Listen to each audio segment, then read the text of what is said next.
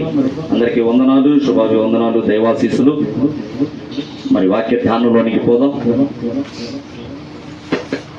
కొరింథీయులకు రాసిన మొదటి పత్రిక, కొరింథీ సంఘానికి అపోస్తలుడైన పౌలు రాసిన పత్రిక 10వ అధ్యాయము 11వ వచనం చదువుకుందాం.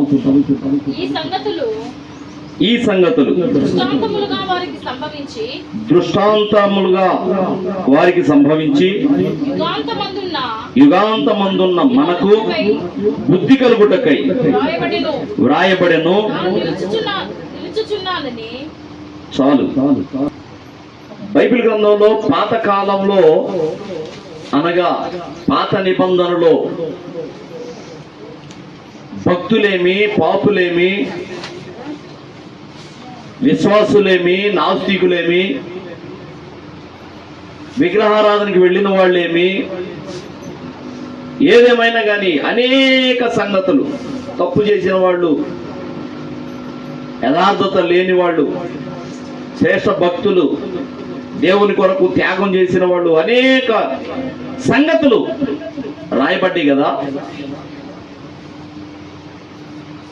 అవన్నీ ఎందుకు రాయబడ్డాయి అంటే, ఈ సంగతులు దృష్టాంతములుగా వారికి సంభవించి యుగాంతమందున్న మనకు బుద్ధి కలుగుటకై వ్రాయబడెను. యుగాంతంలో ఉన్న మనకి బుద్ధి కలగటానికని వాటిని రాయించాడట.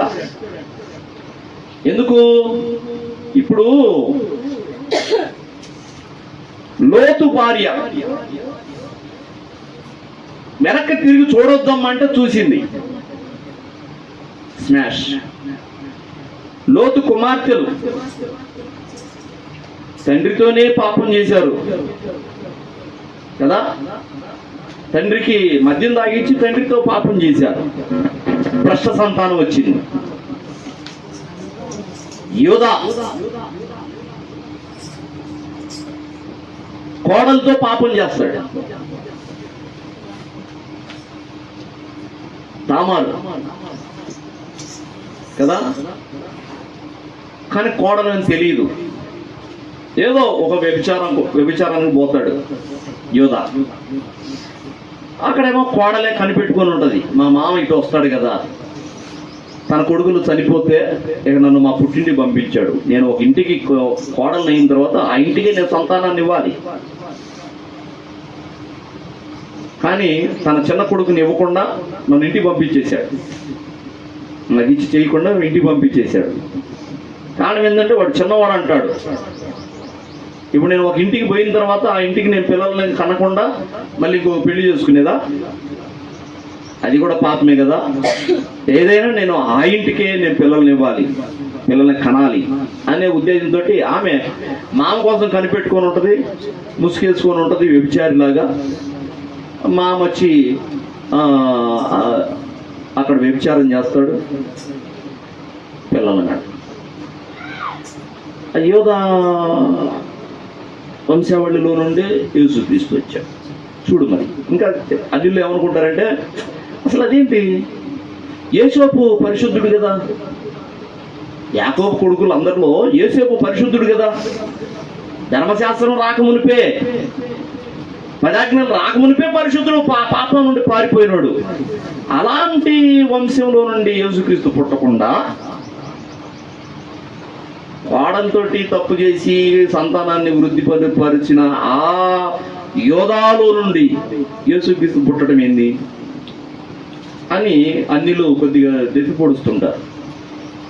సరే, ఏదేమైనా ఆ విషయాలన్నీ ఎందుకు రాశాడు అసలు దేవుడు అంటే, అప్పటి కాలంలో జరిగిన దృష్టాంతాలుగా జరిగిన వారికి సంభవించి యుగాంతంలో ఉన్న మనకు బుద్ధి కలగటానికి వాటిని రాయించాడట. అంటే వాటిని చూసి మనం ఏదో నేర్చుకోవాలి. ఇప్పుడు దావీదు బత్షెబ విషయంలో, ఉరియా విషయంలో పాపం చేశాడు కదా. మనం 3 సార్లు చెప్పుకుంటాం. నిజంగా దైవజనులు చెప్పినట్టు ఒక భక్తిపరుడు ఏదైనా ఒక పాపం చేస్తే, పొరపాటు పడితే, తేడా పడితే, పాపం ఆయన మాత్రం ఏమో పరలోకం నుండి ఊడిపడ్డా? మనుషుడేగా, ఏదో ఆ మాత్రం పొరపాటు పడకుండా ఎట్లుంటాడు? ఆయన మళ్ళా తిప్పుకుంటాడుగా, తన తప్పు తాను తెలుసుకుంటాడుగా అని మనుషులు అనుకోరు, క్షమించరు. దేవుడైనా క్షమిస్తాడు కానీ మనుషులు క్షమించరు. ఇప్పటికీ దావీదు గురించి ఆ చెడ్డ చెప్పుకుంటామా లేదా? దావీదు గురించి చెప్పుకునే మంచి లక్షణాలు ఉంటాయి, అవి చెప్పుకుంటాం.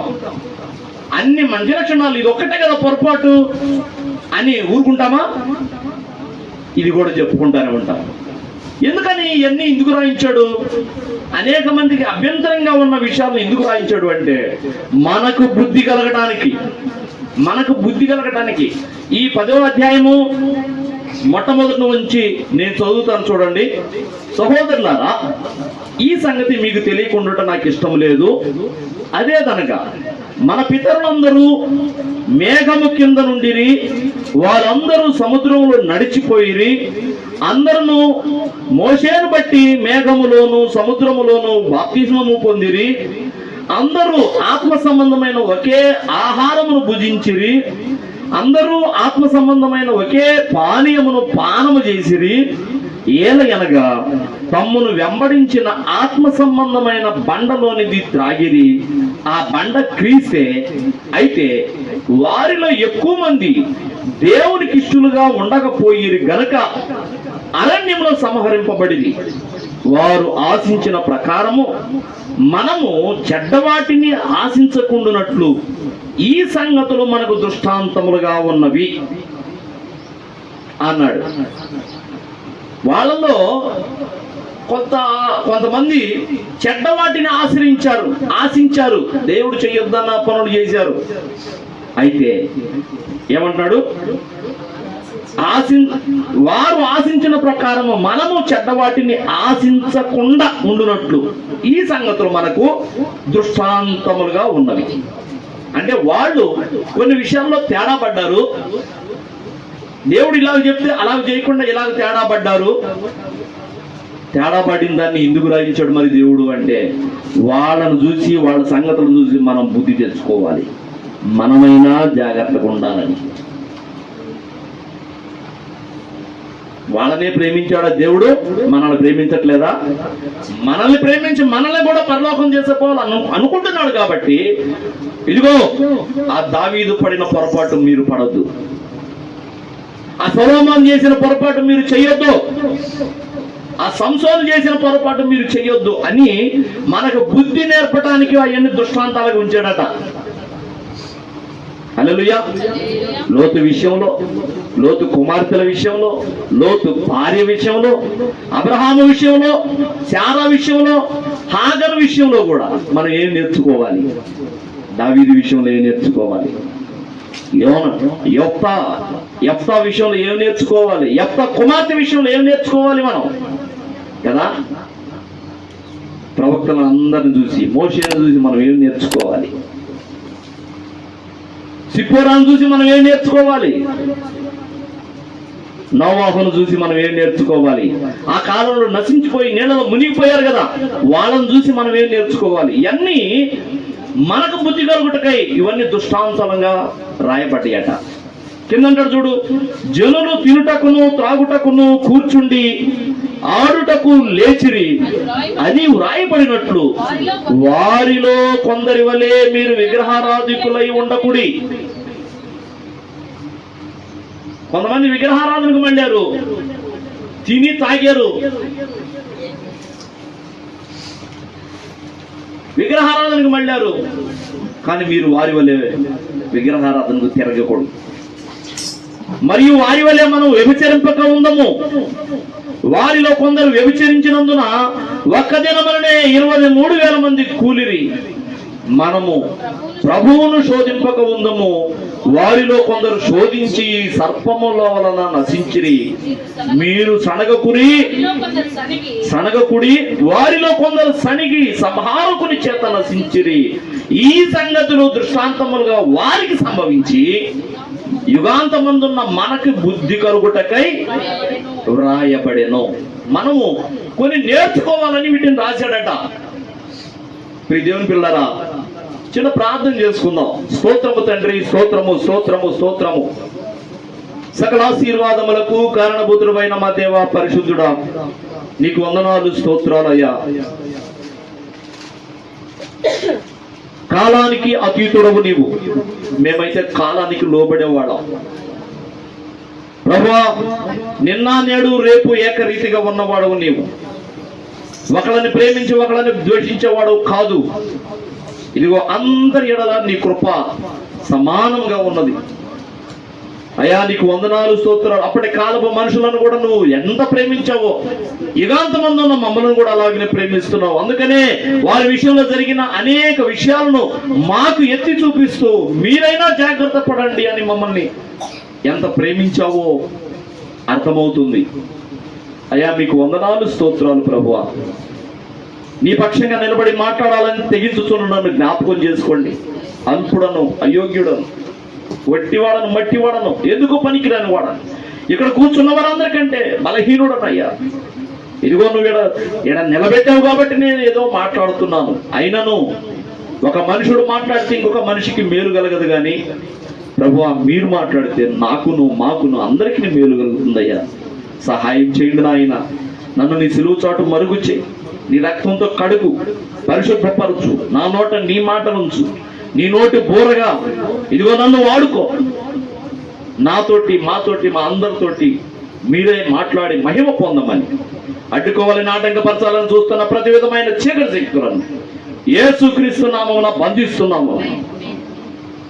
కృప దయచేయి. యేసుక్రీస్తు నామములను అడిగి వేడుకొనుచున్నాం తండ్రి. ఆమేన్, ఆమేన్. కొందరట విగ్రహారాధనకు తిరిగారట, కొందరేమో శోధించారట, కొందరేమో తిరుగుబాటు చేశారట, కొందరేమో వ్యభిచారులు అయ్యారట. ఇవన్నీ ఎందుకు చెప్తున్నాడంటే మనకి బుద్ధి కలగటానికి, మనం జాగ్రత్త పడటానికి, మనం మేలుకోవటానికి. ప్రియమైన పిల్లరా, మనము దేవుని వాక్యం విషయంలో ఒక్కోసారి మనకి బాధ వేస్తుంటుంది, బాధపడుతుంటాం. దేవుడు మాట్లాడుతుంటే ఆయనకేమి ఆయన బాగానే చెబుతాడు, ఆయనకేమి ఆయన బాగానే చెబుతాడు. ఇక్కడ ఉండేవాళ్ళకి తెలుసు, అమ్మా మనం అందరం పరిశుద్ధంగా ఉండాలి అని చెప్తే ఆయనకేమి ఆయన బాగానే చెబుతాడు. ఇక్కడ పరిశుద్ధంగా ఉండాలంటే ఎంత కష్టం అవుతుందో ఆయనకేం తెలుసు. అమ్మా మనం అందరం ప్రార్థనలో ఉండాలి, ఆయన బాగానే చెబుతాడు. ఏముంది, చాకిరీ చేసుకుని వచ్చాం మనం కదా, మేలుకొని ఉండి ప్రార్థన చేయాలంటే కష్టం. ఆయనకేముంది, వండని కూడు వడకని గుడ్డ, ఊరికనే వచ్చేస్తుందంతా. ఆయనకేం బాగానే చెబుతాడు అనుకుంటూ సణుగుతూ ఉంటారు. మరి ఒక్కొక్కళ్ళు అయితే అసలు వ్యతిరేకంగా, ఓయ్ అబ్బా ఈ ముచ్చట్లు మేము చాలా విన్నాం. ఆడాడ వెనక కూర్చొని వెనక కూర్చుంటారు, మేము చాలా విన్నాం ఇట్లాంటి. ఎందుకంటే ఒక్కొక్కసారి ఒక్కొక్కడికి తగులుతుంటాయి మాటలు, దేవుని మాట. వాక్యంలోకి పోదాం మనం. ఏదేమైనా కీర్తన గ్రంథము దేవుని విషయంలో ఇక్కడ చెప్పబడిన విషయాలు కొన్ని ఉన్నాయి కదా, దేవుడు ఒక మార్గంలో వాటి విషయాలను ధ్యానించాలి నడవటానికి. వాటిని చూసి మనకి ఇష్టం, మనం ఏం నేర్చుకుందామో శక్తి చాలదు. కీర్తన గ్రంథం 78వ అధ్యాయం అదవుతుందా, 52 నుంచి చూద్దాం. నేనే చదువుతాను. అయితే గొర్రెల వలె ఆయన తన ప్రజలను తోడుకొని పోయెను, ఒకడు మందను నడిపించినట్లు అరణ్యములో ఆయన వారిని నడిపించెను. వారు భయపడకుండా ఆయన వారిని సురక్షితముగా నడిపించెను. వారి శత్రువులను సముద్రములో ముంచివేసెను. తాను ప్రతిష్ఠించిన సరిహద్దు నొద్దకు తన దక్షిణ హస్తము సంపాదించిన ఈ పర్వతము నొద్దకు ఆయన వారిని రప్పించెను. వారి ఎదుట నుండి అన్యజనులను వెళ్ళగొట్టెను. కొలనూలు చేత వారి స్వాస్యమును వారికి పంచి ఇచ్చెను. ఇశ్రాయేలు గోత్రములను వారి గుడారములలో నివసింపజేసెను. అయినను వారు మహోన్నతుడైన దేవుణ్ణి శోధించి తిరుగుబాటు చేసిరి. ఆయన శాసనములను అనుసరింపకపోయిరి. తమ పితరుల వలె వారు వెనకకు తిరిగి ద్రోహులైరి. చౌకిచ్చు విల్లు పనికి రాకపోయినట్లు వారు తొలగిపోయిరి. వారు ఉన్నత స్థలములను కట్టి ఆయనకు కోపము పుట్టించిరి. విగ్రహములను పెట్టుకొని ఆయనకు రోషము కలుగు చేసిరి. దేవుడు దీన్ని చూసి ఆగ్రహించి ఇశ్రాయేలునందు బహుగా అసహించుకొనెను. దేవునికి కోపం కలిగింది. ఇక్కడ దేవుడు ఎన్ని చేశాడమ్మా?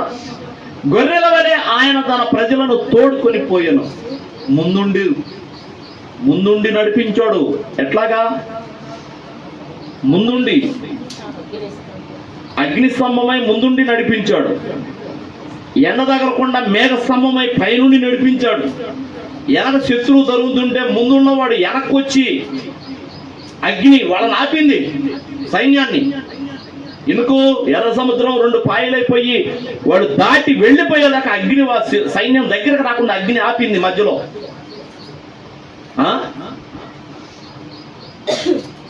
వాళ్ళని రండి, నా వెంబడి రండి, నన్ను ఫాలో అవ్వండి అని దేవుడు వాళ్ళకి చెప్తే వాళ్ళందరూ ఎర్ర సముద్రాన్ని అలాగ దాటారు కదా. ముందున్నాడు, వెనకున్నాడు, పైన ఉన్నాడు. వాళ్ళకి ఎండ దెబ్బ అయినాను, చలి దెబ్బ అయినా తగల. రాత్రి అగ్ని స్తంభమై ఉన్నాడు, పొగులు మేఘ స్తంభమై ఉన్నాడు. ఎండ తగలని ఇట్లా ఆయన వాళ్ళకి ఎంత కాపుదలిస్తున్నాడు. గొర్రెల్ని ఇంకా తోలుకొని పోయినట్టుగా కాపరి వాళ్ళని నడిపించాడు. ఒకడు మందను నడిపించినట్లు అరణ్యములో ఆయన వారిని నడిపించను. వారు భయపడకుండా ఆయన వారికి సురక్షితముగా నడిపించను. ఇదేం పర్వాలేదు, నేనున్నాను, రండి, నేను చూసుకుంటానండి. వెనకొచ్చే సైన్యానికి నేను అడ్డుంటా, ముందొచ్చే దేనికైనా నేను ముందుంటా. పైనుండి ఎండ కాస్తుంది, మీరు నీరసించిపోతారని పైన కూడా నేనే ఉంటా, మీరు రండి, క్షేమంగా నడవండి అని నడిపించాడు కదా. చూడండి, వారి శత్రువులను సముద్రంలో ముంచివేసెను. తాను ప్రతిష్ఠించిన సరిహద్దునొద్దకు, తన దక్షిణ హస్తము సంపాదించిన ఈ పర్వతమునొద్దకు ఆయన వారిని రప్పించెను. వారి ఎదుట నుండి అన్యజనులను వెళ్ళగొట్టెను. ఏ జనాంగము? విగ్రహారాధికులు. వీళ్ళు తక్కువ వాళ్ళు కాదు. సంఖ్యాకాండంలో చెప్తాడు ఆ మాట. సంఖ్యాకాండంలో వాళ్ళ గురించి చెప్తాడు. ఏమని? యోర్దాను నది దాటి అవతలకు వెళ్ళి ఆ ప్రాంతమంతా వేగు చూసి వస్తారు. గోత్రానికి 2 చొప్పున వెళ్ళి పొయ్యి వచ్చి మోషేతో చెప్తారు, మోషే వాళ్ళు ఎట్లున్నారు అనుకున్నావు? ఉన్నత దేహులు, తాడి చెట్లు లాగా ఉన్నారు. ఒక్కొక్కడు 30 అడుగులు కానించి స్టార్ట్, ఒక్కొక్కడు 30 అడుగులు కానించి స్టార్ట్, ఇక 70 అడుగులు లాగా ఉన్నారు. అందుకు ఎత్తున్నారు. వాళ్ళ ముందు మేము మిడతల్లాగా ఉన్నాం. మనిషి ముందు మిడత ఎంత ఉంటుందో వాళ్ళ ముందు మేము 6 అడుగుల మనుషులు మేము మిడతల్లాగా ఉన్నాం. వాళ్ళ దృష్టికి అట్లాగే ఉన్నాం, మా దృష్టికి కూడా మేము అట్లాగనే ఉన్నాం అని వాళ్ళు చూసి వచ్చిన జనాన్ని గురించి చెప్పారు. ప్రభువా, ఏంటయ్యా వాళ్ళు ఏదట్లా చెప్తున్నారు అంటే, దేవుడు అంటాడు మోషే ఏం కాదు, మీరు భయపడకుండా వెళ్ళండి, వాళ్ళని నిశ్చయముగా మీకు అప్పగిస్తా నేను. ఏంది? తాడి చెట్లు లాగుండా, తాడి చెట్లు మించున్నారు వాళ్ళు, రాక్షసులు, ఉన్నత దేహులు, దేవదారు వృక్షమంత ఎత్తైన వారును. ఆమోసు గ్రంథంలో చెప్తాడు, దేవదారు వృక్షమంత ఎత్తైన వారును, సింధూర వృక్షమంత బలమైన వారు అయినా ఆ ప్రజలను తోలివేసి ఆ కనాను ప్రాంతాన్ని మీకు ఇవ్వలేదా అంటాడు కదా. అట్లాంటి అన్య జనాంగాన్ని తోలివేసి ఏం చేశాడంట? అన్య జనులను వెళ్ళగొట్టెను, కొలనూలు చేత వారి స్వాస్థ్యమును వారికి పంచి ఇచ్చెను. 11 గోత్రాలు వాళ్ళకి మీరు వేసుకోండి. ఇదిగో తూర్పు భాగము ఇంత, పడమర భాగం ఇంత, దక్షిణ భాగం ఇంత, ఉత్తర భాగం ఇంత అని మీరు కొలతల ప్రకారం వేసుకొని ఒక్కొక్కడు ఒక్కొక్క గోత్రానికి ఒక్కొక్క స్వాస్థ్యము పంచుకోండి అన్నాడు. 11 గోత్రాలు. మరి 12వ గోత్రము 12 మంది కదా ఇశ్రాయేలీ. 12వ గోత్రము అంటే 12వ గోత్రానికి నేనే స్వాస్థ్యం అన్నాడు. మీకు కలిగిన దాంట్లో మీకు కలిగిన దాంట్లో ప్రతి ఒక్కడు వెండే గాని, బంగారమే గాని, వస్త్రమే గాని, ఆహారమే గాని, ధాన్యమే గాని, ఏదైనా పండింది ఏదైనా కానీ దశమ భాగం తీసుకొచ్చి ఈ 12వ వాడికి ఇవ్వాలి, లేవీడికి. ఎందుకంటే వానికి నేనే స్వాస్యము, నాకు ఇవ్వాలి మీరు దశమ భాగము, అది వాడి దగ్గున అన్నాడు. 10వ వంతు అసలు మీది కాదు. ఇక మీకున్న ఆస్తి, మీకు వచ్చే సంపాదన 10వ వంతు మీది కాదు. 9 వంతులు మీరు తీసుకోండి, 10వ వంతు మాత్రం అది నాది. నేను నా లేవీల కోసం, యాజకుల కోసం నేను ఏర్పాటు చేసుకున్నది. ఎందుకంటే వాళ్ళకి నేను భాగం ఇవ్వట్లా.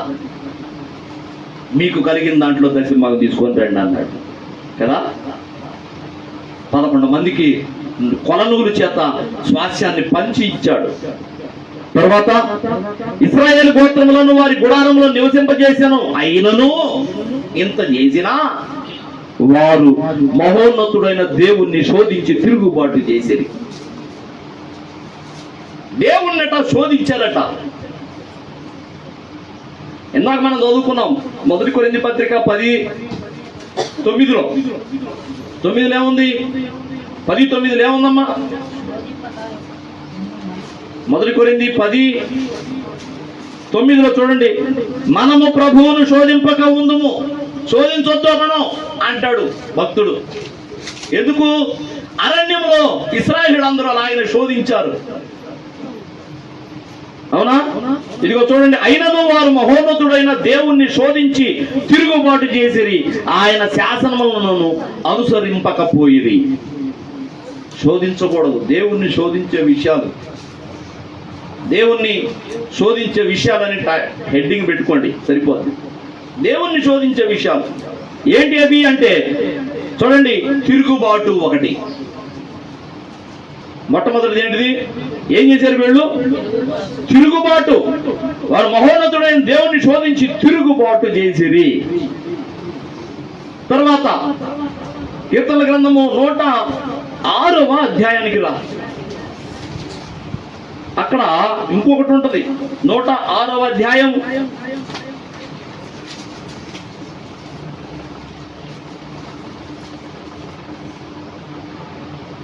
8 నుంచి నేను చదువుతాను చూడు. అయినను తన మహాపరాక్రమమును ప్రసిద్ధి చేయుటకై ఆయన తన నామమును బట్టి వారిని రక్షించను. ఆయన ఎర్ర సముద్రమును గర్జింపగా అది ఆరిపోయెను.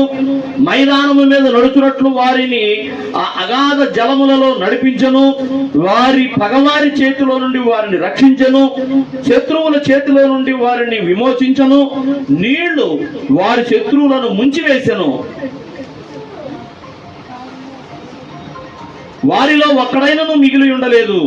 అప్పుడు వారు ఆయన మాటలు నమ్మిరి, ఆయన కీర్తి గానము చేసిరి. అయినను వారు ఆయన కార్యములను వెంటనే మరిచిపోయేది. వెంటనే మర్చిపోయారట. బాగా స్తుతించారు. ఆహా దేవా, ప్రభువా, ఘనుడు అయిన దేవా, సముద్రాన్ని 2 పాయలుగా చేశామని కీర్తించారు.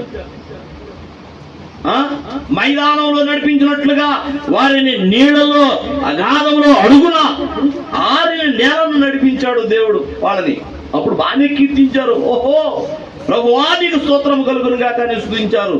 కానీ వెంటనే మర్చిపోయి ఇంకా కింద అంటాడు చూడు. ఆయన ఆలోచన కొరకు కనిపెట్టకొనకపోయిరి. అరణ్యములో వారు బహుగా ఆశించిరి. అరణ్యములో వారు బహుగా ఆశించిరి. ఆశపడ్డారట.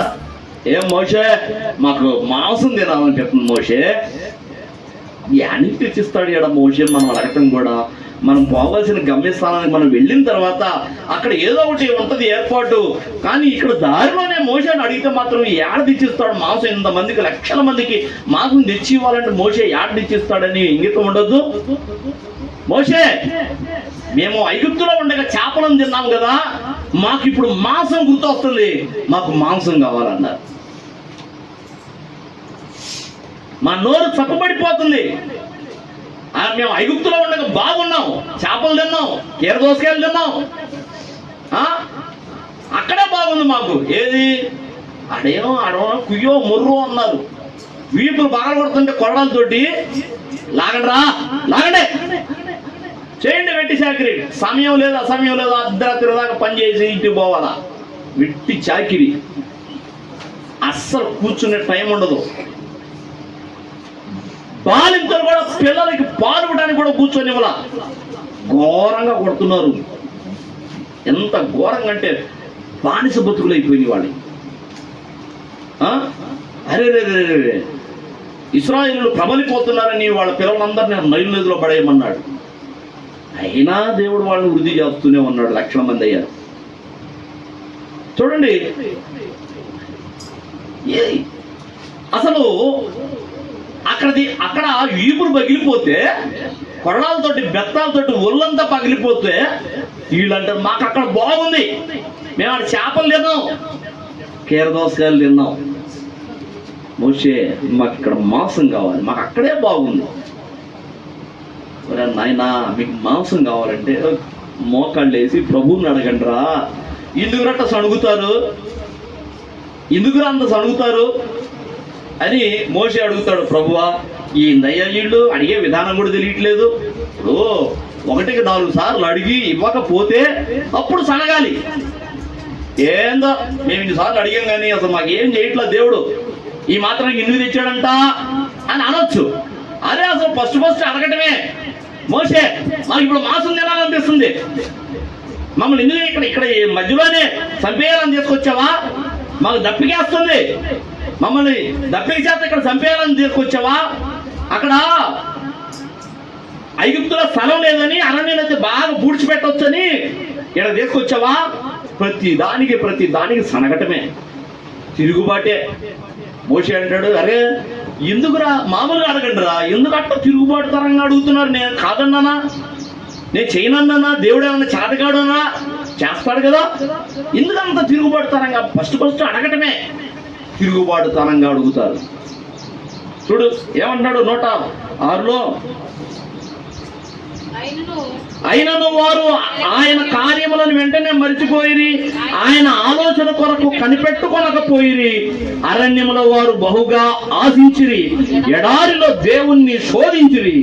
వారు కోరినది ఆయన వారికి ఇచ్చెను, అయినను వారి ప్రాణములకు ఆయన క్షీణత కలుగు చేశాను. ఇప్పుడు మాంసం కావాలన్నాడు. అదేందో వర్షం పడ్డట్టుగా ఆకాశం నుండి పూరేడు కోళ్ళు వచ్చి పడుతున్నాయి. వాళ్ళ చుట్టూ 2 మూరల ఎత్తున, 2 మూరలు అంటే దాదాపుగా మీటర్ ఎత్తు, మీటరు 3 అడుగులు ఎత్తున కుప్ప రాసి పడ్డాయి ఆ పాయడం చుట్టూ. ఎంత దూరం పడ్డాయి తెలుసా? ఇప్పుడు ఇది పాయడం అనుకో, ఇది పాయడం, ఇందులోనే 12 గోత్రాలు నివసిస్తున్నారు. ఇంత ప్లేస్, ఇదిగో ఇన్ని ఎకరాలు అని ఉంది. వాళ్ళు నివసించడానికి, గుడారాలు వేసుకొని నివసించడానికి, ఇశ్రాయేలుల లక్షల మంది నివసించడానికి ఇంత ప్లేస్ అని ఉంది కదా. అక్కడ నుండి మొదలుకొని 1 దినము ప్రయాణం చేసినంత దూరం బయటికి, అంత సరౌండింగ్ మొత్తము 2 మూరల ఎత్తున పూరేడు కోళ్ళు కుప్ప పడ్డాయట.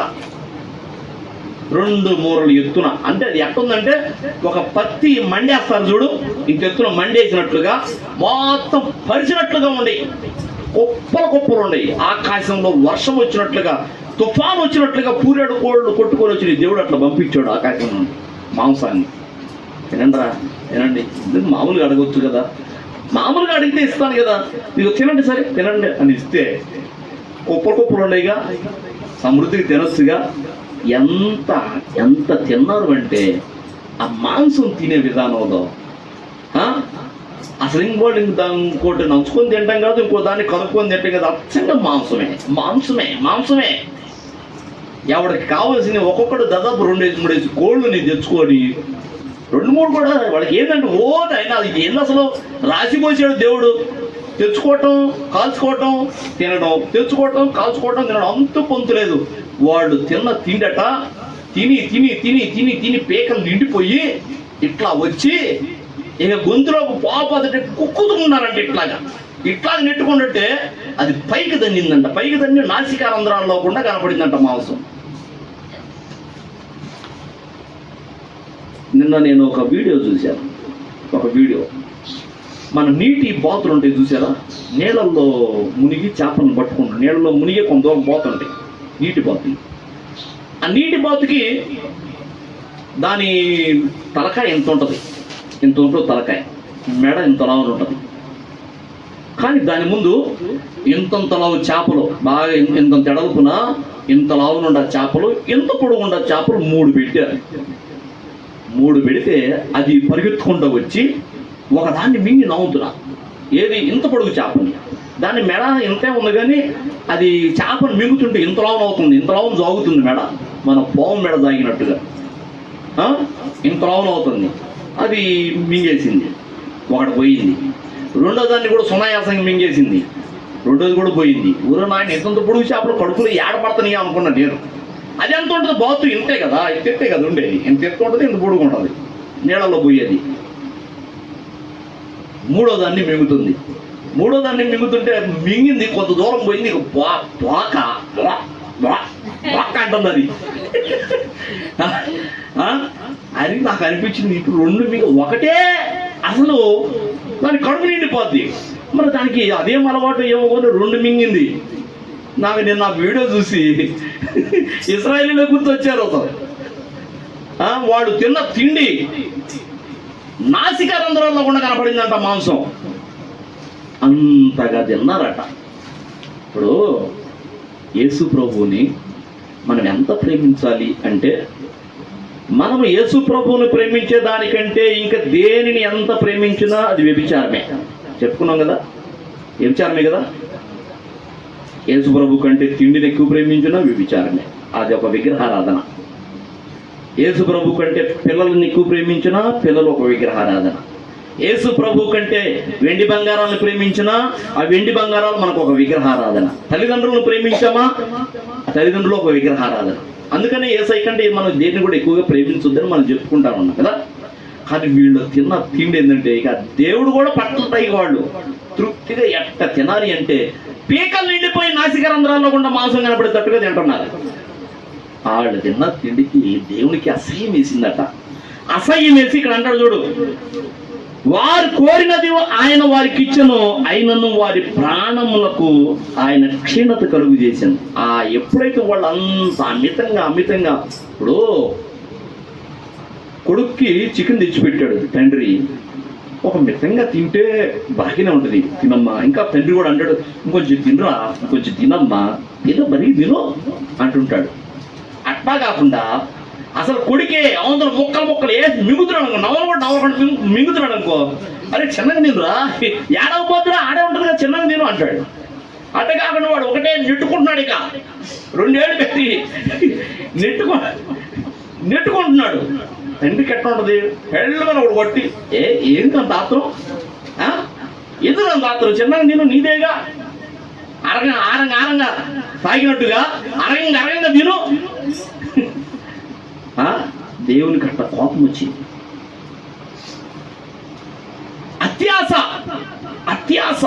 అతిగా ఎంత తిన్నారంటే నాసికా రంధ్రాల్లో కూడా కనపడేది, ముక్కులో ఉన్న మాంసం కనపడింది, వాళ్ళు తిన్న మాంసం. మరి ఇక గాలి పీల్చుకోవడానికే మరి అసలు కష్టపడే పరిస్థితి. దేవుని పిల్లరా, మొట్టమొదటిగా ఆయన్ని శోధించిన విషయం ఏంటంటే ఏంటది? తిరుగుబాటు చేశారు. ఇక్కడేమో అత్యాసపడ్డారు. దేవుడు వాళ్ళని చంపేయాలనుకున్నాడు. ఇదే కీర్తన గ్రంథము చూడండి, ఇంకొక మాట 95వ అధ్యాయానికి రా. 95వ అధ్యాయం 8 వచనం చూడు, 7 నుంచి చూడు. రండి, నమస్కారం చేసి సాగిల పడుదాము, మనలను సృజించిన యెహోవా సన్నిధిని మోకరించుదాము. నేడు మీరు ఆయన మాటను అంగీకరించిన ఎడల ఎంత మేలు. అరణ్యమందు మెరీబా యొద్ద మీరు కఠినపరుచుకునేటట్లు మస్సా దినమందు మీరు కఠినపరుచుకొనినట్లు మీ హృదయములను కఠినపరచుకొనకుడి. అచ్చట మీ పితరులు నన్ను పరీక్షించి శోధించి నా కార్యములను చూచిరి. 40 ఏండ్ల కాలము ఆ తరము వారి వలన నేను విసిగి వారి హృదయమున తప్పిపోవు ప్రజలు వారు నా మార్గమును తెలుసుకొనలేదని అనుకొంటిని. కావున నేను కోపించి ఏమన్నాడు? వీరెన్నడూను నా విశ్రాంతిలో ప్రవేశింపకూడదని ప్రమాణం చేసి తిని. అంటే వాళ్ళు విసిగించే విసిగింపుడు గట వీళ్ళు అసలు పర్వతానికి అనర్హులు అన్నాడు. అట్లా శోధించారు ప్రభుని, విసిగించారు. ఇంకా అప్పటికి మోషే అడ్డుపడుతున్నాడు. ఏందయ్యా నువ్వు అట్లా కోపడతావు వాళ్ళ మీద? ఒక తల్లి తండ్రికి అడ్డపడ్డట్టుగా కొడుకుని కొడుతుంటే తల్లి వచ్చి అడ్డపడ్డాడు. ఏందయ్యా అట్లా కొడతావు? పిల్లడు చచ్చిపోతాడు. ఏదో ఒక దెబ్బ 2 దెబ్బలు కొట్టారు కానీ ఎన్ని అట్లా కొడతావు? వీళ్ళని తల్లి అడ్డుపడుతుంది చూడు. అట్లాగా మోషే అడ్డుపడుతుంటాడు. ఏమని? ఏంటయ్యా ప్రభువా, ఇది నీకు న్యాయమేనా? వాళ్ళని ఐగుప్తులో నుంచి తీసుకొచ్చి పాలు తేనెలు ప్రవహించి దేశం ఇస్తానని చెప్పి తీసుకొని నడిపించుకొని సగంలో తీసుకొచ్చిన తర్వాత వాళ్ళని కొట్టి చంపేస్తే అన్య జనాంగం చూస్తూ చుట్టూ ఉన్న దేశాల వాళ్ళు ఏమనుకుంటారు? వాళ్ళ దేవుడు మాట తప్పాడు, వాళ్ళకి ఇస్తానన్న స్వాస్థ్యం ఇవ్వలేదు, మధ్యలోనే చంపేశాడని అనుకోరా? ఈ నామానికి దూషణ కదా. కాబట్టి నీ కోపాన్ని తగ్గించుకో, కొద్దిగా శాంతపడు అన్నాడు. నీ మనసు మార్చుకో. తల్లి అంటే భార్య భర్తకి ఎదురు చెప్పినట్టుగా అట్లా అడ్డు చెప్పాడు. దేవుడు, మోషే నా కోపం నీకు తెలుసు, ఒక దెబ్బ కొడితే చచ్చిపోతామని అనలా. అంతేనా మోషే? అట్లా చేయమంటావా? సరే అంటావా? అంతే అంటావా? అట్లా అనుకుంటారా? సరే కానీ ఇక నేను కొట్టంలో వాళ్ళని కానీ అన్నాడు. నువ్వు సంతాపపడు అన్నాడు మోషే. నువ్వు సంతాపపడు, పశ్చాత్తాపడు నువ్వు అన్నాడు. పిల్లల్ని ఎందుకు నేను 1000 మందిని చంపేశావు? చూసే జనాంగం ఏమనుకుంటారు? వాళ్ళ దేవుడు వాళ్ళని అక్కడి నుంచి తీసుకొచ్చి పాలు తేనెలు ప్రవహించు కణానికి తీసుకెళ్లకుండా మధ్యలోనే చంపేశాడని ఎట్టనుకుంటారు? వాళ్ళ దేవుడు చేతగానోడు, వాళ్ళ దేవుడు మాట తప్పాడు, ఇస్తానన్న ప్రదేశం ఇవ్వలేదు, మధ్యలో చంపేశాడు. పిల్లలన్నా తప్పు చేయకుండా పాపం చేయకుండా పోరాటం పడకుండా ఉంటారా? కానీ మొత్తాన్ని వైనం చేశాడు అని అనుకోరా? నువ్వు కొద్దిగా నీ మనసు మార్చుకో, నీ పద్ధతి మార్చుకో అన్నాడు. దేవుడు లేదా నవ్వుకుంటా. అంతేనా మోషే? సరే కానీ వాళ్ళకి నచ్చ చెప్పు, మరి నువ్వే వాళ్ళకి నచ్చ చెప్పు, నువ్వే నచ్చ చెప్పు అన్నాడు. ఎట్లా జరిగిందని అసలు అరణ్యంలో 40 సంవత్సరాల కాలంలో ప్రభువే మీకు పాలు తేనెలు ప్రవహించు దేశం ఇస్తానన్న దేవుడే వాళ్ళని తిరిగి కొట్టి చంపేయాల్సిన పరిస్థితి, తెగులుకి శత్రువుకి అప్పగించాల్సిన పరిస్థితి ఎందుకు వచ్చిందంటే వాళ్ళు శోధించారు. ఏది మన ఇదిగో నువ్వెందుకు నవ్వావు? ఆ చేమేమంది? ఏంట్రా ఏది ఆగిపోయారేంటి అంటే ముందున్న చెవరాడిని ఇదిగో ఇక్కడ ఎవడో ఒకడు కూర్చొని తలస్నానం చేస్తున్నాడు, వాళ్ళ భార్య తలస్నానం చేపిస్తుంది అంటే ఆ చీమలు పోయే దారిలో వీడు పేటేసుకొని కూర్చున్నాడు తలస్నానానికి. భార్య ఏమో తలకపోస్తుంది. ఆ చీమలు ఆగిపోయి వరుస నిలబడ్డాయి. వెనకుండా కుంటి చీమ ఏదో అంటుంది, ఏంట్రా ఇక్కడ ఆగిపోయారు అనగానే ఇదిగో ముందు ఒకడు ఎవడో పేటేసుకొని కూర్చున్నాడు మన దారిలో అనగా కుంటి చీమ అంటది, దానికి ఒక్కరో ఏదో తక్కువ ఆ కుంటిది అంటది, ఏదే ఎత్తిపడే అవతల వాడిని. ఏది చీమలు ఎన్ని కలిస్తే మనిషిని ఎత్తుతాయి. అయితే ఆ చీమల మాటలన్నీ వింటున్నాడు మనోడు. మనోడికి ఆ వరం ఉంది, ఒక ఋషి ఆ వరం ఇచ్చాడు. మాటలు విని నవ్వుతున్నాడు, పక్కుని నవ్వాడు. ఏమో తలకు పోస్తే ఎందుకు నవ్వాడు చెప్పండి. అమ్మాయి ఏం లేదు అమ్మాయి అది చెప్పకూడదు అన్నాడు ఋషి. చెప్పకూడదు, ఈ రహస్యం ఎవరు చెప్పకూడదు. నువ్వు ఎదుటి వాడి మనసులో ఆ జంతువులు మాట్లాడుకునే కానీ మనుషులు మాట్లాడుకునే మనసులో ఉన్నాయి కూడా నీకు వినపడతాయి, కానీ నువ్వు ఎవరికి చెప్తే నీ తల పగిలిపోయి చచ్చిపోతావు అన్నాడు. అందుకని చెప్పట్లా. అమ్మ ఏం లేదమ్మా, నాకు ఏదో గుర్తొచ్చిందంటే ఏం గుర్తొచ్చింది? ఎవరి గుర్తొచ్చింది నీకు నాకు చెప్పు, నువ్వు ఎందుకు నవ్వావు అంటే ఏ లేదమ్మా అంతకుముందు ఏదో పనికాడు ఏదో ఒకటి సంభవం గుర్తొచ్చింది, అదేదో చెప్పొచ్చుగా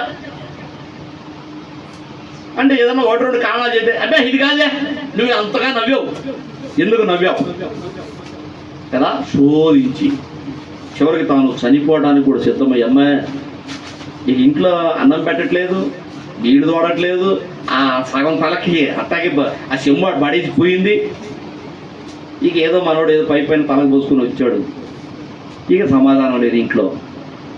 నువ్వు అది చెప్తేనే అంటే అది చెప్తేనే చచ్చిపోతానమ్మా, నువ్వు చచ్చినా పర్వాలేదు, రహస్యం ఏదో చెప్పు అంటది. శోధిస్తుంది. చివరికి తాను సావని ఎరిగి సావడానికి ఇష్టపడి ఆ కట్టెలు పేర్చి, ఏది తగలబెట్టే కట్టెలు చితి పేర్చి దాని మీద పడుకున్నాక చెబుతాను పదా అని అంటే కట్టెలు కూడా పేర్చి ఆ చితి మీద పడుకొని చెప్తే తల పగిలిపోద్ది. అప్పుడు ఇంక అవతల తలకూరి పెట్టడమే ఆమె. అంటే చావులైన సావు కానీ నువ్వు ఆ రహస్యం మాత్రం చెప్పాల్సిందే. ఎంత శోధిస్తుంది చూడు కదా. సంసోన్ని ఢిల్లీలో శోధించినట్టు నీ జుట్టు యొక్క రహస్యం ఏదో చెప్పు అంటే తాను సావనెరిగి సావటానికి ఇష్టపడి రహస్యం చెప్పేశాడు ఆయన. తన జుట్టులో ఉన్న రహస్యం, బల రహస్యం కదా. ప్రియమిత్రులారా, ఒకటే శోధించుడు. ఇదే మళ్ళీ ఎక్కడున్నాం? కీర్తనలో. దేన్ని బట్టి?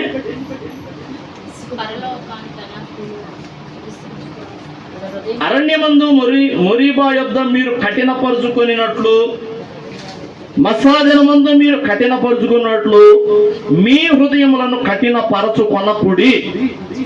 వాళ్ళు కఠినం చేసుకున్నారట, హృదయాలు కఠినమైపోయినాయట. చూడండి, పరో హృదయం కఠినం చేశాడు దేవుడు. దేనికంటే వీళ్ళకి దేవుని అద్భుతాలు ఏదో చూపించాలి, దేవుని శక్తి ఏదో చూపించాలి అని ఫరో హృదయాన్ని దేవుడే కఠినం చేశాడట. సారికి అయ్యా మీరు వెళ్ళిపోండి, మీకు దండం పెడతా అంటాడు. మరలా బయలుదేరి ముట్ట సర్దేసరికి ఏడకి పోయేది, ఇవన్నీ ఎవడు చేస్తాడు, ఈ పనులు సగం వదిలిపెట్టి పోతుంటే ఎట్లా, 4 రోజులు ఉండిపోండి అంటాడు. మళ్ళా మోసే వస్తాడు, మళ్ళీ ఒక అద్భుతం. ఇట్లాగన ఫరో హృదయం కఠినం అయిపోయింది అక్కడ 12 సార్లు. మరి ఇక్కడ కూడా అరణ్య ప్రయాణంలో వీళ్ళు కూడా వాళ్ళ హృదయాల్ని కఠినం చేసుకుంటున్నారంట. సాత్వికంగా దేవునికి సాగిలపడి, ప్రభువా అయ్యా మాకు ఇది దయచేయవా అని అడగటం కాదు, యాచించటం కాదు, కఠినం. మన దేవుడు ఏది చెప్తాడో దానికి వ్యతిరేకం. హల్లెలూయా. పాపం చెయ్యొద్దురా. అసలు ఈ పాపం, ఇదిగో ఈ అన్యుల పిల్లల్ని పెళ్లి చేసుకోవద్దు. వాళ్ళని చేసుకున్నారంటే అత్తగారింటికి పోవాలి మీరు, అన్యులకి ఆడకు పోయి విగ్రహారాధన చేయాలా, విగ్రహాల ముందు కూర్చొని పూజలు చేయాలా. అన్యుల పిల్లల్ని అసలు పెళ్లి చేసుకోవద్దు అని దేవుడు చెబితే అన్యుల పిల్లలను పెళ్లి చేసుకుంటారు. ఈ పాపం చేయొద్దురా అంటే ఆ పాపం చేస్తారు. 78వ కీర్తనకు రండి. ఇందాక మనం చదువుకున్నాం కదా 78. అక్కడ 17-18 వచ్చిన చూడు. అయినను వారు ఆయనకు విరోధముగా ఇంకనూ పాపము చేయుచూనే వచ్చిరి, అడవిలో మహోన్నతిని మీద తిరుగుబడిరి. వారు తమ ఆశ కొలది ఆహారం అడుగుచు తమ హృదయముల్లో దేవుణ్ణి శోధించరి. ఏంటంట? తమ ఆశ కొలది ఆహారం అడుగుచు. ఆశ కొలది, అత్యాశ. ఇందాక చెప్పుకున్నాం కదా. ఏం చేస్తున్నారు వీళ్ళంటే? పాపం చేస్తున్నారు. ఇంకా ఆయనకు విరోధముగా ఇంకనూ పాపం చేయుచునే వచ్చి. దేవుడు ఏది చేయొద్దు అంటే అదే పాపం, అదే చేయటం, అదే పాపం. ఇది చేయమన్నా చేయరు, అది పాపమే. చేయమన్నా చేయకపోయినా పాపమే, చేయకూడదన్నది చేసినా పాపమే. చేయమన్నది చేయరు, చేయొద్దన్నదే చేస్తారు. పాపమే. తప్పమంటే ఎందుకు చంపడు దేవుడు కదా. దేవుణ్ణి శోధించే కార్యక్రమంలో 4వది ఏంటిది? పాపం చేయటం. తర్వాత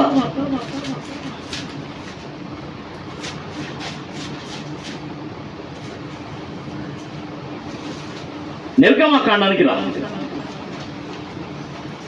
నిర్గమకాండము 17వ అధ్యాయం. అక్కడ చెప్తాడు ఒక మాట, ఇంకొక మాట. నిర్గమకాండం 17వ అధ్యాయము మొట్టమొదటి చూడు. తర్వాత ఇశ్రాయేలుల సర్వ సమాజము యెహోవా మాట చొప్పున తమ ప్రయాణములలో సీను అరణ్యము నుండి ప్రయాణమైపోయి రెఫీదీములో దిగిరి. ప్రజలు తమకు తాగ నీళ్లు లేనందున మోషేతో వాదించుచు త్రాగుటకు మాకు నీళ్ళిమ్మని అడుగగా, మోషే మీరు నాతో వాదింపనేలా, యెహోవాను శోధింపనేలా అని వారితో చెప్పాను. అక్కడ ప్రజలు నీళ్లు లేక దప్పికొని మోషే మీద సడుగుతూ, ఇది ఎందుకు మమ్మను, మా పిల్లలను, మా పశువులను దప్పిచేత చంపుటకు ఐగుప్తులో నుండి ఇక్కడికి తీసుకొని వచ్చితిరనిది. నీళ్లు అడగటము అది కూడా సనగటమే. మోషే దప్పిక అయిపోతుంది, మోషే మాకు నీళ్లు కావాలి మోషే అని సాత్వికంగా అడగటం కాదు. మోషే మాకు దప్పిక అవుతుంది, మమ్మల్ని ఇక్కడ ఇందులోకి వచ్చావా, మేము మా పశువులు గొంతేడిపోయి సావమనే.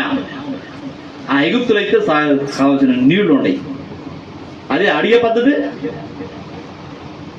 ఇప్పుడు నీ శత్రువు దగ్గర ఏముందో అదే ముందు గుర్తు చేసి అడిగే పద్ధతి. నీ శత్రువు దగ్గర ఏముందో అక్కడ నీ శత్రువు కాడ తనులు తింటా నువ్వు అనుభవించిన ఆ స్థితిని మర్చిపోయి వాడి దగ్గర ఉండదండి, ఇదిగో అక్కడ నీళ్లు ఉన్నాయి సమృద్ధిగా, అక్కడ మాంసం ఉంది సమృద్ధిగా. మోషే మాకు మాంసం కావాలి, మోషే మాకు నీళ్లు కావాలి, చంపడానికి తీసుకొచ్చావా ఏంది అంటే ఎట్లా ఉంటుంది? అట్లా కాకుండా మోషే అంటాడు, అయ్యా ఎందుకు మీరు సడుగుతారు, మొట్టమొదటి అసలు ఎందుకు సడుగుతున్నారు, అసలు మీరు నా మీద ఏంది అలా మాట్లాడతారు, కఠినంగా మాట్లాడతారు, వ్యతిరేకంగా మాట్లాడతారు. అందరూ సాగిలు పడి, ప్రభువా అయ్యా మాకు దప్పిక అవుతుంది నాయన, మాకు నీళ్లు కావాలి ప్రభు అని సాత్వికంగా అడిగితే ఎంత ఎంత ఎంత భాగిస్తాడు ఆయన నీళ్లు. ఇప్పుడు ఇస్సాకుని తీసుకొని ఆమె వెళ్ళిపోతుంది, హాగరు అరణ్యంలో పడింది, ఇక ఎడారి. ఇస్మాయిల్ తీసుకొని వెళుతుంది. పాప ఇక దప్పిక ఆ నీళ్ళ తిత్తిలో ఉన్న నీళ్లు అయిపోయేసరికి ఇక ఏం చేయాలి అర్థం కావాలా, అల్లాడిపోతున్నాడు ఇస్మాయిల్. అయ్యో అమ్మా గొంతు ఎండిపోతుందమ్మా, ఇంక నేను నడవలేనమ్మా, ఇంక నా వల్ల కాదమ్మా, అమ్మా గొంతు ఎండిపోతుందమ్మా, మాట కూడా సరిగ్గా రావట్లేదమ్మా, సొంత పడిపోయాడు ఇస్మాయిల్. పడిపోతే అప్పుడు ఇక ప్రార్థన చేయటం మొదలుపెట్టింది. చూచుచున్న దేవుడవయ్యా నన్ను చూచినావు, ఎరుగనయ్యా కదా. ఎంత ధ్యానం అడిగింది, అయ్యా నువ్వు అబ్రహాంకి కనపడి మాట్లాడుతున్నావు కదా, నీ పేరేమిటో నాకు తెలియదు కానీ ప్రభువా నా కొడుకు చనిపోయేటట్టున్నాడు, నా గొంతు ఎండిపోతుంది, నా కొడుకు ఆల్రెడీ శ్రోతకు పడిపోయాడు ప్రభువా, అయ్యా జీవాధిపతి అయిన దేవా మాకు నీళ్ళు ఇవ్వయ్యా అని అంటే ఆమె మొరపెట్టి ఏడ్చింది, కొడుకును పట్టుకుని ఏడ్చింది. ఇష్మాయిలు అరే ఇష్మాయిలు అంటే శ్రోతకు పడిపోయాడు, దప్పికి ఎక్కువైపోయి గొంతు అంటుకుపోయింది, పడిపోయాడు. అప్పుడు ఎడారిలో ఆయన జీవజలాన్ని పుట్టించాడు, సెలయేరులు పుట్టించాడట, తాగినన్ని నీళ్లు. సాత్వికంగా అడిగితే దేవుడు ఏదైనా చేయగలవాడు.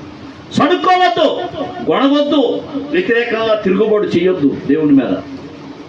ఇక్కడ నీళ్లు అవసరమైతే నీళ్లు కూడా సాత్వికంగా అడుక్కోవాలిగా. వాళ్ళని వెంబడిస్తున్న వెనక ఒక బండ ఒకటి వస్తుంది, ఇశ్రాయేలీయులు మొత్తాన్ని వెంబడిస్తుంది ఒక బండ, వాళ్ళకి తెలియదు, ఒక పెద్ద బండ, ఒక సట్టు వాళ్ళకి తెలీదు, వాళ్ళ వెనకెడితే వస్తుంది. ఇక వాళ్ళు అనుకుంటున్నారు ఏంటిది, ఈ బండి ఏంది మన ఇంటికి వస్తుంది, ఒక మనిషి వచ్చినట్టుగా డొల్లుకుంటూ వస్తుంది అనుకున్నారు. చూడు మోషే, ప్రభువా వీళ్ళు దాహమయ్యి అల్లాడిపోతున్నారు ప్రభువా, వీళ్ళకి దాహానికి నీళ్లు ప్రభువా అంటే, మోషే నీ చేతిలో కర్ర ఉంది కదా, ఆ కర్ర అది ఆ బండను అట్లా చూపించు, ఆ బండ నీళ్ళు ఇస్తుంది అన్నాడు. ఏంది బండ నుంచి ఆడి చూస్తే నీళ్లు, ఆ బండేమో వీళ్ళని వెంబడిస్తుంది, వీళ్ళని గీడుతూ వస్తుంది బండ.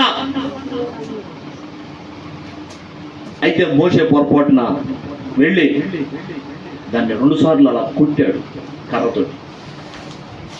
దేవుడు ఏం చెప్పాడు, దాని వైపు చూపించు, ఏ బండ నీలోని జీవజలములు వచ్చునుగా, కానీ నువ్వు పలికితే చాలు అండి దేవుడు చెప్తే స్వరము ద్వారా మోషే 2 సార్లు కొట్టాడు. ఒకవేళ సహనం చచ్చిపోయిందేమో మోషేకి కూడా,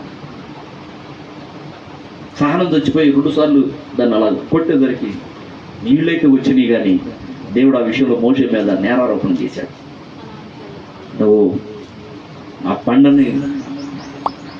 బండతో మాట్లాడితే నీళ్ళు ఇస్తుందని నేను చెప్పాను, ఆ బండ వైపు నీ కర్రను చూపించు అన్నాను, కానీ నువ్వు కొట్టావు, 2 సార్లు కొట్టావు ఆ బండను అని మోషేని అక్కడ కోపగించుకుంటాడు దేవుడు. హల్లెలూయా. రెండు కారణాలు మోషేని దేవుడు కోపగించుకోవడానికి. ఎందుకంటే ఒకసారేమో బండని చూపించమని మాట్లాడితే నీళ్ళు ఇస్తుందని దేవుడు చెప్తే కొట్టడం ఒకటి, 2 సార్లు కొట్టాడు ఒకటి. 2సారి ఏమో ఇశ్రాయేలును నా ఇల్లు అని దేవుడు అంటుంటే, ఈ ఇశ్రాయేలు పాలెమే నా ఇల్లు, ఇశ్రాయేలీలే నా పిల్లలు అని దేవుడు అంటుంటే మోషే అంటాడు కోపం వచ్చి, ఈ ద్రోహులను చంపే ప్రభు అన్నాడు. ద్రోహులు అంటావా నా పిల్లలు? అంతకుముందు ఆయనకి ఇష్టమయ్యి 25,000 మందిని 23,000 మందిని వైనం చేసుకుంటూ వచ్చినప్పుడేమో మోషే అడ్డుపడ్డాడు. ఏంటయ్యా నువ్వు అట్ట కోపడతావు, నువ్వు కోపాన్ని నువ్వు మళ్ళుకో, నువ్వు సంతాపపడు అన్నాడు. సంతాపడ్డాడు. అవునా మోషే? సరికాని అన్నాడు. ఇప్పుడు మోషేకే సహనం చచ్చిపోయింది. ఇక దేవుడు మేకుండా ఊరుకుంటున్నాడు. మోషే వీళ్ళ సన్నుగుడికి వీళ్ళ గుణుగుడికి 40 సంవత్సరాల కాలంలో ఏదైనా అడగటం సాత్వికంగా అడగరు. అసలు మెడవంచిన ఇశ్రాయేలుడు కదా, ఏంది ఇక సాత్వికంగా అడిగేది లేదు. గణగట్టమే సొనగట్టే తిరుగుబాటుతానని అంతా. మోషే కూడా కోపం వచ్చి, ప్రభువా ఈ ద్రోహులను అసలు నాశనం చేసేసాయి అన్నాడు.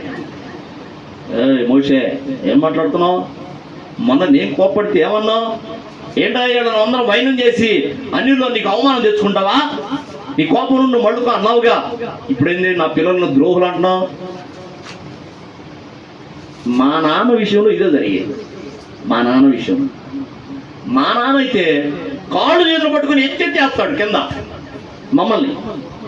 కోపం వస్తే సచ్చేది బతికే తెలియదు, కాళ్ళు చేతులు పట్టుకుంటాడు, ఎత్తి ఇంకోసారి నేలకేసి రోడ్డు మీద వేస్తాడు.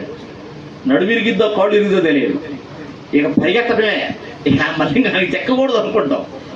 అట్ట కొడతాడు. కొట్టడం కూడా 1 దెబ్బ 2 దెబ్బలు పెట్ట కొడుతుంటాడు కదా. కానీ మా అమ్మ ఎప్పుడన్నా కొట్టిందని మీకు చెప్పావా?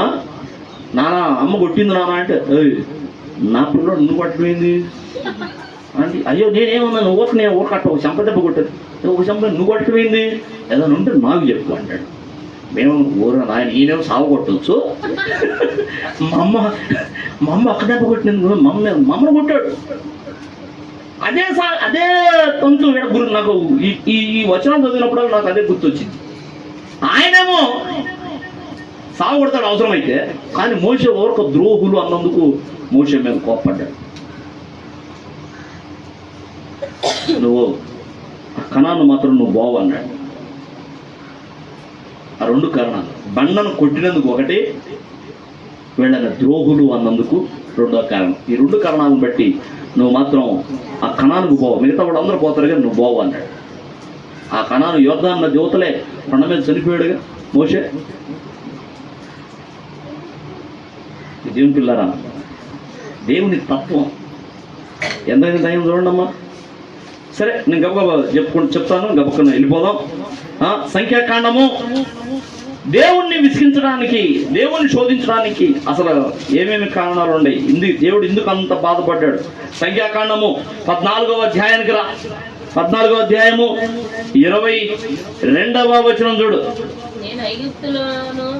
నేను ఐగుప్తులోను అరణ్యములోను చేసిన సూచక క్రియలను నా మహిమను చూచిన ఈ మనుషులందరూ ఈ 10 మారులు నా మాట వెనక నన్ను పరిశోధించుడి. మాట వెనక, ఆయన మాట వెంటలా, చెప్పినట్టు చేయట్లా, మాట వెనక నన్ను పరిశోధించుడి. కాగా వారి పితరులకు ప్రమాణ పూర్వకంగా నేను ఇచ్చిన దేశమును వారు చూడరు.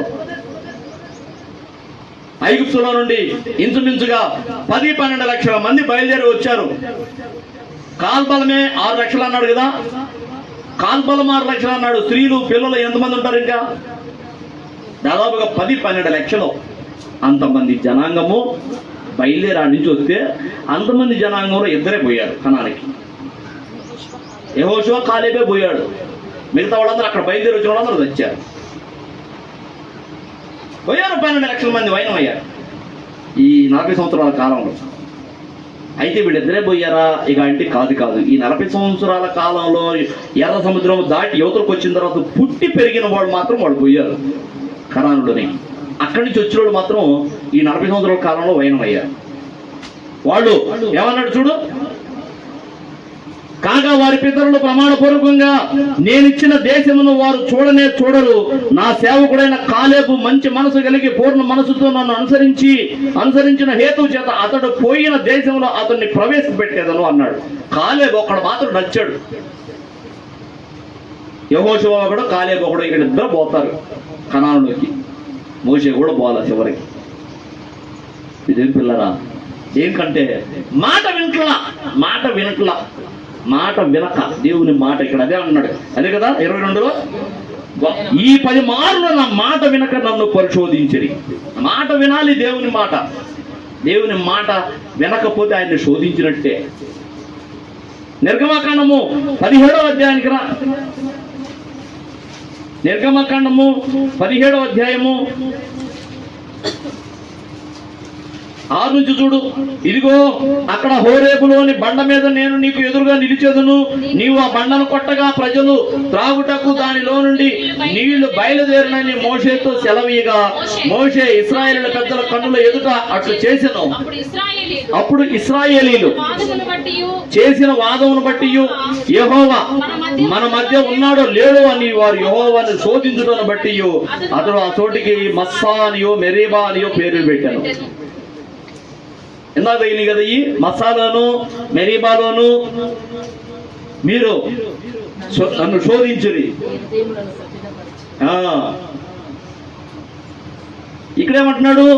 ఏమంటున్నాడు ఇక్కడ అంటే చూడు, 17వ వచనం చూడు. అప్పుడు ఇశ్రాయేలీయులు చేసిన వాదమును బట్టి యెహోవా మన మధ్య ఉన్నాడో లేడో అని వారు యెహోవాను శోధించడం బట్టి ఉన్నాడో లేడో. అసలు దేవుడు ఉన్నాడంటావా మన మధ్యలో? ఉన్నాడో లేడో? లేడన్నట్టుగా వాళ్ళ విశ్వాసం. అంటే ఏంది? అవిశ్వాసాన్ని బట్టి వాళ్ళు అవిశ్వాసంగా దేవుణ్ణి శోధించారు. అది ఏమన్నాడు మోషే, నేను ఎప్పుడు నీకు తోడుగా ఉంటా పద, వాళ్ళని నడిపించుకొని పద. అవతల మేఘం రూపంలో ఉంది దేవుడు కదా. అగ్ని స్తంభం రూపంలో ఉంది దేవుడు కదా. వెనక బండ రూపంలో ఉంది దేవుడు కదా. ఎప్పుడు ఏది కావాలంటే మాంసం కావాలంటే మాంసం, నీళ్లు కావాలంటే నీళ్లు, ఆకలి అవుతుంది ఆహారం కావాలంటే పరలోకం దేవదూతల ఆహారం పంపించాడట. మన్నా తీయగా మధురంగా ఉంటుందట. అది తెల్లని కొత్తిమీర గింజల వలె, అంటే ధనియాల వలె ఉంటుంది, గింజలుగా దాన్ని దంచుకొని పిండి చేసుకొని రొట్టెలు చేసుకొని తినాలి, తీయగా ఉంటుంది. దేవదూతల ఆహారం అట. అది ఎక్కడి నుంచి వచ్చింది? ఆకాశం నుంచి. మంచుతో పాటు పడిద్దట వేకుజామున. దాన్ని వెళ్ళి కూర్చుకోవాలి కదా. ఇప్పుడు ఏది కావాలంటే అది 40 సంవత్సరాలు వాళ్ళు యోగాను దాటి అవతల పోయేదాకా పడతానే ఉంది మన్నా. ఏది తక్కువ చేయాల. కాకి వీళ్ళు అడగటమే దౌర్జన్యంగా, రుబాబుగా, సణుగుతూ, కోపంతో సహనం చచ్చిపోయినట్టుగా అడుగుతారు. తిరుగుబాటుతనంగా అడుగుతారు. ఇక్కడేమన్నాడు? దేవుడు ఉన్నాడో లేడో మన మధ్య అనుకుంటున్నారు. అంటే అవిశ్వాసం. దేవుడు లేడు అనే నిశ్చయంతోటి వాళ్ళు అలాగ శోధిస్తున్నారట. హల్లెలూయా. దేవుని పిల్లరా, ఈ 17వ అధ్యాయము 2వ వచనం చూడు. మోషేతో వాదించుచు త్రాగుటకు మాకు నీళ్ళిమ్మని అడగగా, మోషే మీరు నాతో వాదింపనేలా యెహోవాను శోధింపనేలా అని వారితో చెప్పారు. శోధించడం. మీరు నాతో ఎందుకు వాదన పెట్టుకుంటారు? మోషే ఏమంటాడు? అయ్యా ఏదైనా కావాలంటే మోకాళ్ళు వేసి ప్రభువా నాకు దయచేవా అని అడగండి, దీనులై అడగండి అంటే వీళ్ళు మోసం. ఏం మోసే ఏం చేయాలి? మాకు నీళ్లు తట్టుకోవద్దున్నాయి, నీళ్ళు ఇప్పి. అసలు దేవుడు ఉన్నాడంట మన మధ్య.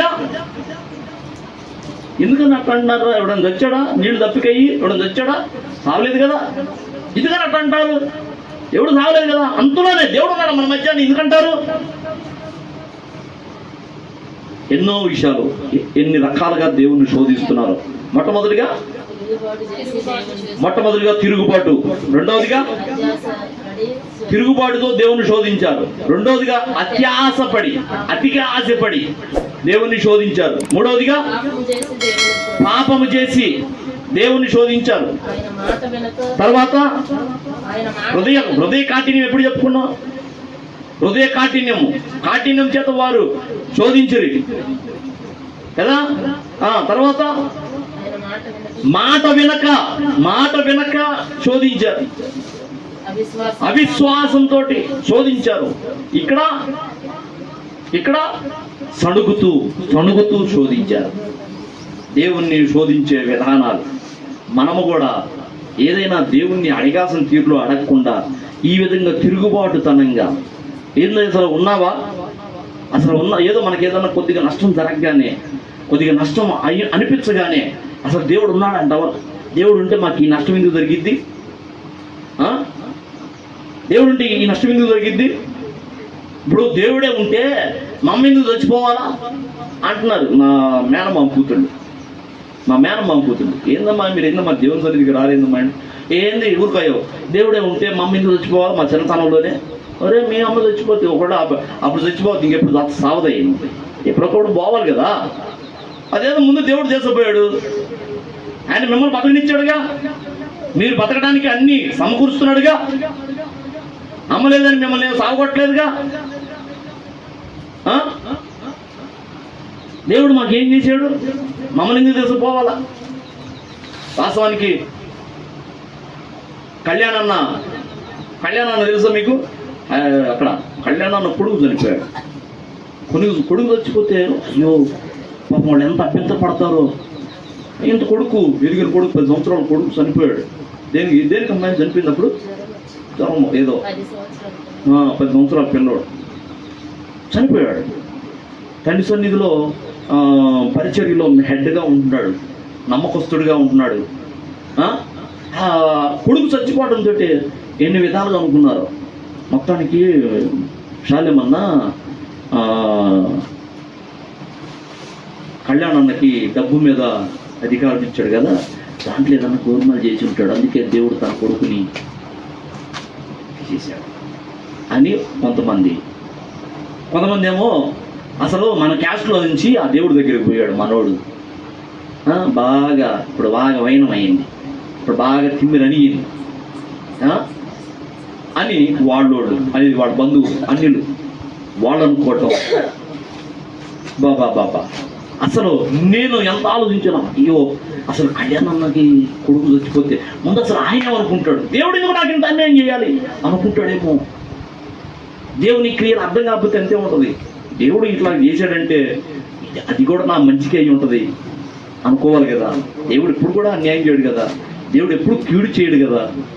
దేవుడు చేసే దేవుని క్రియలు అన్నీ మేలుకే కదా. ఇది కూడా ఒక మేలుకే. ఎందుకనో వాడు ఇంకొక సంవత్సరం బతికితే దేవునికి వ్యతిరేకమైన కార్యాలు చేస్తాడేమో, అందుకే ఇప్పుడు తీసుకున్నాడేమో, నా కొడుకు ఇప్పుడు పరలోకంలో ఉంటాడేమో అనుకోవాలి కదా. ఇప్పుడు కళ్యాణం రియాక్షన్ ఏంటి అనుకుంటే ఆయన అసలు తొణకలేదు, చమకలేదు. కొడుకు చచ్చిపోయిన బాధ అయితే ఉంటుంది, కానీ అన్నను పట్టుకుని ఏడ్చాడు. అన్న ఏందన్నా ఇది అంటే అన్న వచ్చి ఆడ వాక్యం చెప్పాడు. 10 సంవత్సరాల పిల్లోడు చనిపోతే అన్న వచ్చి ఆ అన్య సమాజంలో వాళ్ళు ఏమనుకుంటారో, దేవుని కార్యాలు ఏమై ఉంటాయో ఆ రోజున సువార్త చెప్తే కళ్ళు తెరవపడ్డాయి జనాలకి, అన్ని జనాంగంలో. ఆ వాక్యం చెప్పి ఇప్పుడు ఈ బిడ్డ ఎక్కడున్నాడు, ఇప్పుడు చనిపోయాడు అనుకుంటున్నావు కదా, ఎక్కడున్నా కళ్యాణం ఇప్పుడు ఎక్కడుంటాడు నీ కొడుకు, ఎక్కడుంటాడో పాతాళంలో ఉంటాడా అంటే లేదన్నా, వాడు రోజు ప్రార్థన చేస్తాడు, మాతో పాటు ప్రార్థనలు కూర్చుంటాడు. ఉదయమే సాయంత్రం పూట కూడా మాతో పాటు ప్రార్థనలు కూర్చుంటాడు. వాడు పాపం చేయలే, వాడు దేవుని బిడ్డ అన్న. నాకైతే విశ్వాసం వాడు పరలోకంలోనే ఉంటాడు, దేవుని దగ్గరే ఉంటాడు అన్నాడు. ఆనందం కౌగులించుకున్నాడు కళ్యాణ్. దేవుని కార్యాలు ఎరగాలి, ఊరికి శోధించకూడదు. దేవుడు నాకు ఏం చేశాడు, మనం కొద్దిగా నష్టం జరగగానే దేవుడే ఉంటే అసలు నాకు ఎట్లెందుకు జరిగిద్ది, దేవుడు అసలు నన్ను పట్టించుకుంటే నాకు ఎట్లెందుకు జరగాలి, మమ్మీ ఎందుకు చచ్చిపోవాలి, మా నాన్న ఎందుకు చచ్చిపోవాలి, నా కొడుకు ఎందుకు చచ్చిపోవాలి, దేవుడే ఉంటే దేవుడు అన్యాయస్తుడు అన్నట్టుగా మాట్లాడతారు. అలా మాట్లాడొద్దు. ఈ పాఠాలను చూసి మనం ఏం నేర్చుకోవాలంటే, దేవుణ్ణి రకరకాలుగా మనం శోధిస్తుంటాం. అప్పుడప్పుడు దేవునికి అసహ్యం కలిగేటట్టుగా, కోపం వచ్చేటట్టుగా శోధిస్తుంటాం. ఏంది ఇప్పుడు దేవుడే ఉంటే నేను చేస్తున్న ప్రార్థన ఏంది, నేను చేస్తున్న భక్తి ఏంది?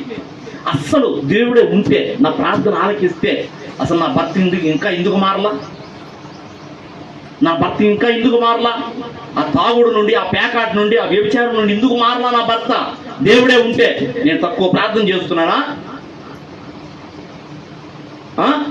అని నీ ప్రార్థన బట్టి, నీ అతిభక్తి అనుకునే దాన్ని బట్టి దేవుడిని నిందిస్తుంటాం కదా.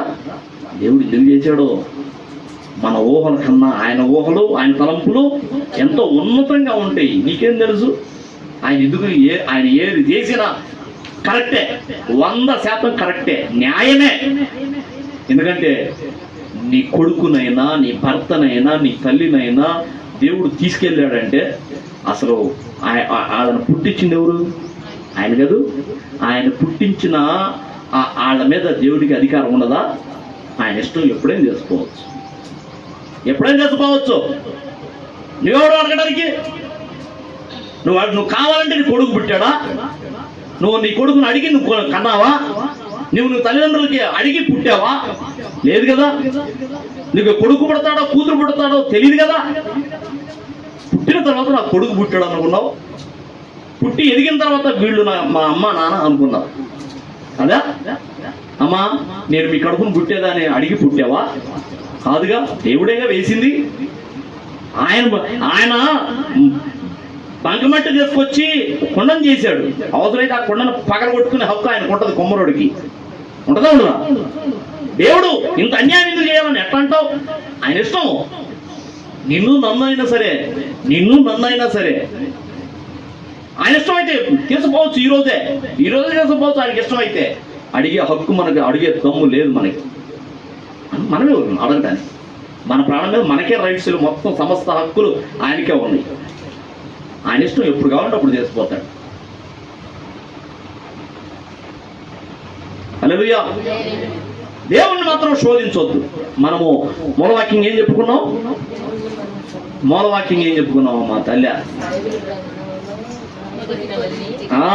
కొరింథీ పత్రిక, మొదటి కొరింథీ పత్రిక 10:11లో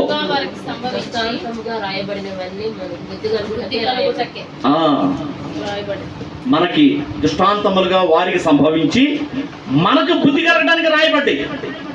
మనం నేర్చుకోవాలి కొన్ని. ఇదిగా వాళ్ళు సడిగినట్టుగా, వాళ్ళు తిరుగుబాటు చేసినట్లుగా, వాళ్ళు దేవుణ్ణి అవిశ్వాసంతో ఉన్నందువల్ల, దేవుని మాట వినకపోయినందువల్ల, పాపం చేసినందువల్ల, హృదయ కాఠిన్యం వల్ల దేవుడు బాధపడుతున్నాడని మనము గుర్తెరిగి అలాగున మనం చేయకుండా ఉండాలని, అలాగే మనం చేయకూడదు, మనకు బుద్ధి రావాలని, మనమైనా ఇదిగో వాళ్ళలాగా కాకుండా మంచిగా దేవుణ్ణి మనం సమీపించాలని. ఎన్ని పాఠాలు రాశాడు బైబిల్లో. నాకు అనిపించింది ఫస్ట్లో, ఈ దావీదు గురించి రాయకపోతే ఏమో ఒక్క పాపం అనిపించేది. దావీదు గురించి బత్షెబా విషయంలో ఆ పాపం ఎందుకు రాయించాడు? ఆ ఒక్కటే కదా పాపం. దేవుడే స్టేట్మెంట్ ఇస్తాడు, ఉరియా భార్య అయిన బత్షెబా విషయంలో తప్ప దావీదు మరి అన్నాడు ఏ పాపం చేయలేదు అన్నాడు. దేవుడు స్టేట్మెంట్ ఇచ్చాడు. మరి ఎందుకు చేయాలా? ఒకటి చేస్తే చేయడం దేవుడు ఎందుకు రాపియాలా? ఈ విషయాన్ని బైబిల్ ఎందుకు రాపియాలా? అనేక మందికి అభ్యంతరం అయ్యాడు దావీదు. ఇయాల ప్రతి వాడు చెప్పుకుంటాడు, పాపం చేసేవాడు చెప్పుకుంటాడు, పాపం చేయనివాడు చెప్పుకుంటాడు, పాపి చెప్పుకుంటాడు, విశ్వాసి చెప్పుకుంటాడు, ప్రతి సేవకుడు చెబుతాడు. దావీదు గురించి మంచి లక్షణాలు ఉన్నాయి, అన్ని 99 మంచి లక్షణాలు చెప్పుకుంటాడు, కానీ ఒక పాపాన్ని చెప్పకుండా మాత్రం ఉండలేడు. దావీదు బత్షెబా విషయంలో పాపం చేశాడని చెప్పాల్సి ఉందే. ఆ ఒక్క విషయం రాయకపోతే ఏమి అనిపించేది నాకు. కానీ దావీదు గురించి అన్ని మంచిగా రాస్తే దేవుడైపోడు. అబ్బా మచ్చలేని వాడు దావీదు, యేసుక్రీస్తు వంటి వాడు అని. యేసుక్రీస్తుతో సమానంగా మనం. ఎవరితో నన్ను సమానంగా చేయుదురు మీరు అని దేవుడు అంటున్నాడు. ఎవరితో నన్ను మీరు సమానంగా పోల్చుదురు? ఇదిగో వీరు నీకు సమము అని ఎవరిని నా యొక్కకు తెత్తురు. ఎవరిని నాతో సమంగా పోల్చుదురు? నాకు ఎవడు సాటి కాదు. ఎందుకంటే నేను ఒక్కడనే అతి పరిశుద్ధుడను. పరిశుద్ధుడు ఇంకొకడు ఎవడు లేడు, దేవుడు తప్ప ఎవడు లేడు. అందుకనే దావీదు చేసిన పొరపాటును దాచిపెట్టుకుంటూ రాశాడు. అదే కాదు, దావీదు చేసినట్లుగా మనం చేయకూడదని రాశాడు, మనకు బుద్ధి కలగటానికి. హల్లెలూయా. మనము కూడా దేవుణ్ణి ఇదిగో ఎన్ని రకాలుగా మనం ఇప్పుడు రాసుకున్నాం. ఎన్ని రకాలు వచ్చినాయమ్మా? ఎన్ని రకాలు వచ్చినాయి? మాట వినకపోవటం, శోధించటం, సనగటం, అవిశ్వాసము, తర్వాత హృదయ కాఠిన్యము, చేయొద్దన్న పని చేయటము, తర్వాత అతిగా ఆల్చిపడటము, తిరుగుబాటు చేయడము, ఇంకేమన్నాయా? ఇన్ని విషయాలు ఏ విషయాల్లో దేవుణ్ణి శోధించారో అలాగున మనము శోధిద్దామా? శోధించకుండా ఉండాలని దేవుడికి రాశాడట.